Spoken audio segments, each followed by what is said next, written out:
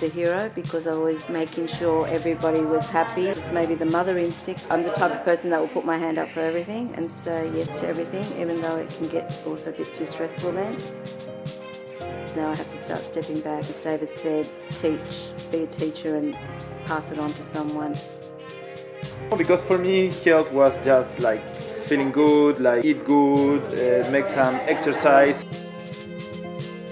And I never like think about it like a holistic thing, like the balance and everything, all the pillars of health.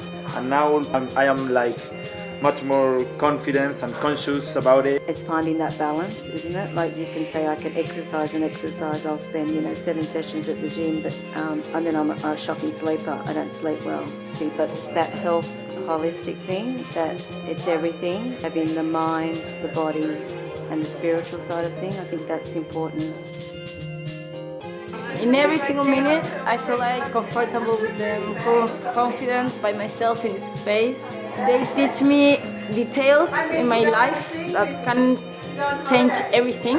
Give me light and purpose, and I think I'm gonna be a much better person after this.